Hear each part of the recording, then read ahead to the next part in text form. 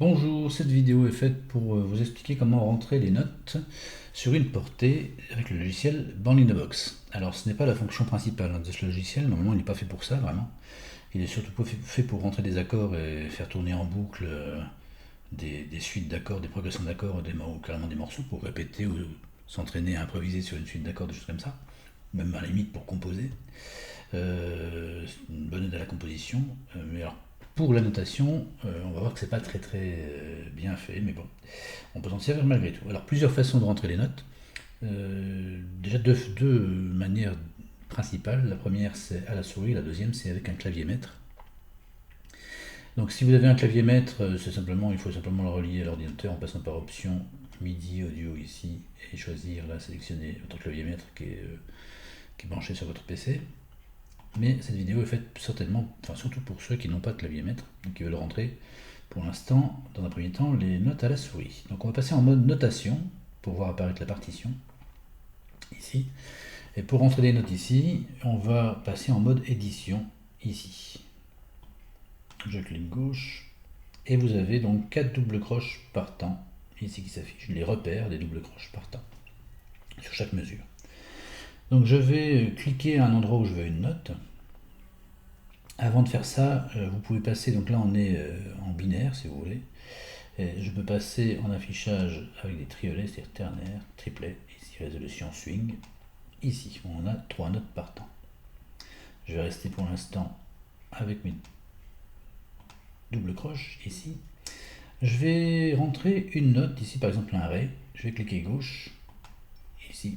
Et par défaut, donc j'ai une note longue qui est indiquée. Pour, si je veux, mettons, rentrer une noire, il faut simplement que j'indique la note suivante. Donc si je veux une noire comme première note pour le ré, je veux que ce soit une noire, il faut que la prochaine note ici, quelle que soit sa durée, il faut qu'elle attaque sur le deuxième temps. Donc je vais mettre un si en mettant sur le deuxième temps. Voilà, donc on voit bien que la noire ici en ré, elle est située ici. Là je rentre des notes avec ma souris parce que ici une note est cochée. Si je veux rentrer un silence, admettons que je vais rentrer un silence ici, qui est équivalent d'une noire, je vais cliquer sur reste ici et ma prochaine note je la clique ici. Voilà. Ah pardon, oui c'est vrai que c'est d'abord la noire et le silence vient après, pardon. Mais bon, en tout cas vous avez compris le principe. Si je veux rentrer un silence, je clique, je coche sur reste. Aussitôt après ça se décoche tout seul, ça revient sur la notation. Donc admettons que je veuille mettre une blanche ici, donc c'est une note, voilà, j'ai ma blanche qui pour l'instant est liée. Si je veux une blanche toute seule, il faut que je mette une noire ici, ou une croche, peu importe, mais une note ici, voilà, donc là j'ai ma blanche. Admettons qu'ici je veuille incorporer un silence à la place, tout simplement, je vais cliquer sur reste ici, et elle est là.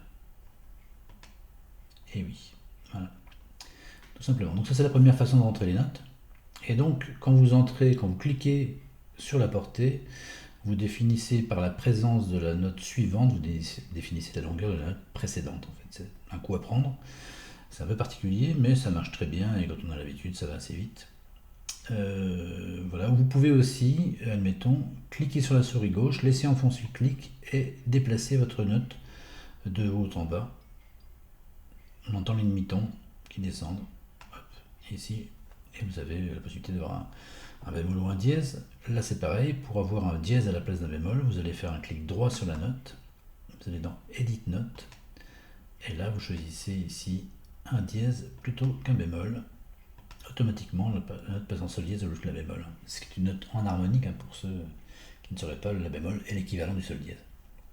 Voilà. Lorsque j'ai terminé de rentrer ma partition, je repasse en mode notation normale ici. Et j'ai ma partition. Deuxième façon donc de rentrer à la souris les notes, je vais passer en mode piano roll ici. Donc là je vais effacer ce que j'ai rentré en sélectionnant et en supprimant. Et là pour rentrer les notes, je vais déjà ici, donc toutes mes notes sont disponibles sur le clavier ici. Elles ont leur référence si vous voulez au clavier ici. C'est-à-dire que quand je passe ma souris, alors je vais augmenter un petit peu ici avec la loupe à droite pour augmenter la hauteur de mes notes pour voir un peu plus clair. Vous avez la hauteur des notes ici, des Do 6, Do 7, etc. Que vous pouvez bien sûr descendre ici. Voilà, si vous voulez un Do 5, un Do 6, peu importe. En même temps que je veuille un La, je me mets sur le La. Alors pour rentrer une durée de note, il faut que je sélectionne ici ici pardon, la durée. Donc si je veux rentrer une noire, bah, je sélectionne noir, si je clique, voilà. Si je veux rentrer une croche, je sélectionne une croche.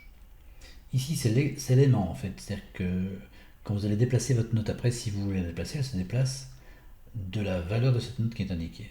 Donc si je vais rentrer des croches aussi, admettons, ou même une noire pour vous montrer la différence. Donc je vais d'abord rentrer une croche. Pour rentrer cette croche ici, donc un là, j'ai dit, voilà, un sol, ici un là, je vais avec ma main gauche appuyer à la fois sur majuscule et contrôle. Mon curseur se transforme en crayon et je clique gauche. Donc là, la durée de la note c'est une croche puisque j'ai rentré ici les croches. Et si après je lâche majuscule et contrôle, je peux en cliquant gauche, laissant enfoncer et en glissant à droite, déplacer ma note de noir en noir ici.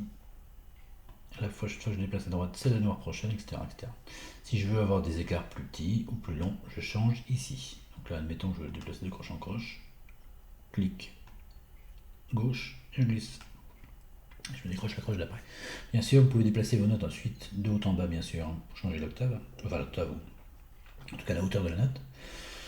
Donc voilà, lorsque vous voulez un silence, mais il suffit de ne pas rentrer de note. Si, admettons, je vais déplacer celle-ci au premier temps. Si je veux une noire à la place d'une croche, comme là c'est une croche, je peux aussi mettre ma souris ici, mon curseur se déplace, je clique gauche et je glisse. En fait, ma note se prolonge d'autant que la durée.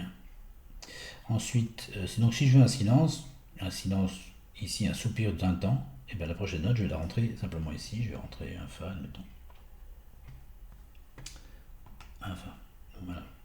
Pareil, une noire.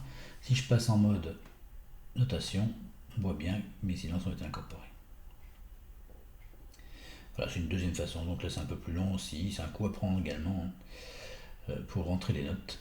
Alors vous avez la possibilité bien sûr d'importer des mélodies que vous avez déjà rentrées ou que vous avez dans un autre logiciel en format MIDI ou en format karaoké. Il suffit d'aller ici. Alors je vais effacer ça déjà. Je vais aller dans le menu piano roll, sélectionner comme ça, clic gauche enfoncé et glisser et supprimer tout simplement. Voilà, je voulais vous montrer donc, qu'est-ce que je voulais vous montrer d'ailleurs? Ah oui, l'importation de fichiers MIDI, pardon. Je vais dans Mélodie, Edit Melody Track, importer mélodie from MIDI file, hop, et je vais sur mon PC, je sélectionne un fichier MIDI, hop, ouvrir. Ici vous pouvez décaler la mélodie, je vais la décaler de 2 mesures à l'entrée parce qu'on a 2 mesures dans l'anacrouse. Ok, et effectivement toutes mes notes sont rentrées à partir de ma double barre ici parce que j'ai décalé de 2 mesures. Ce sont les 2 mesures qui sont donc incluses dans l'anacrouse. L'anacrouse, ce sont les notes, les mesures qui sont jouées avant l'orchestre, avant le premier accord. Donc là j'ai rentré un fichier MIDI complet, j'ai toutes les pistes qui sont mélangées. Il y a une possibilité de séparer toutes ces pistes et de garder que la piste mélodie. Quand il y en a une, on verra ça dans une autre vidéo. Il faut passer en fait par le menu mélodie et séquenceur Windows. On dit oui. Et là vous avez toutes les pistes qui s'affichent. Vous sélectionnez celle que vous voulez. Enfin, on verra ça dans une autre vidéo pour séparer les pistes ici. Voilà, pour l'instant, j'espère que ça va vous convenir. Amusez-vous bien et à la prochaine.